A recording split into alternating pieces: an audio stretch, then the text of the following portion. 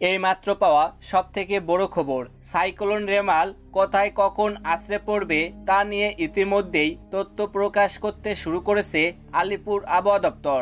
3 বছর আগে আছড়ে পড়া ইয়াস ঘূর্ণিঝড়ের স্মৃতি ফেরাচ্ছে রেমাল, কারণ সেই একই দিনে 26শে মে এই সাইক্লোন আছড়ে পড়ার আশঙ্কা রয়েছে বাংলায়। মূলত দক্ষিণ উপকূলে এই ঘূর্ণিঝড়ের প্রভাব পড়তে পারে, সেই সঙ্গে আরও এক বিপদ অপেক্ষা করছে বলে জানাচ্ছেন আবহাওয়াবিদরা।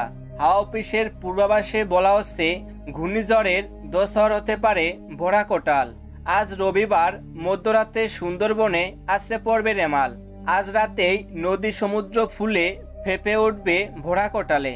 রাত 11টা নাগাদ সুন্দরবনের নদীতে ভরা কোটালের প্রভাব পড়বে বলে জানা যাচ্ছে। রেমালের প্রভাবে বাঁধ ভাঙার আশঙ্কা তৈরি হচ্ছে। অনেকেই মনে করছেন আইলা স্মৃতি ফেরাতে পারে এই জোড়া বিপদ। সুন্দরবনে বাঁধ ভেঙে দুর্যোগ হওয়ার ঘটনা নতুন নয়, আগে এখানকার মানুষ বিপদে পড়েছে এই পরিস্থিতির জন্য।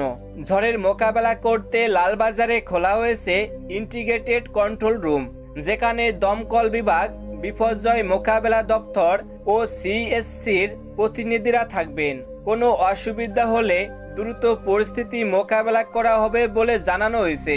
উপকূলবর্তী অঞ্চলগুলিতে ঘন্টায় 100 কিলোমিটার বেগে ঝড় বইতে পারে।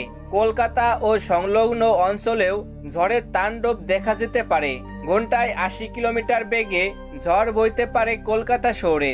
ভারী থেকে অতি ভারী বৃষ্টির সতর্কতা জারি করা হয়েছে। তো বন্ধুরা, এই ছিল আমাদের আজকের ভিডিও। এমনই সব লেটেস্ট খবরের আপডেট সবার প্রথমে পেতে হলে অবশ্যই চ্যানেলটিকে সাবস্ক্রাইব করে পাশে থাকবেন।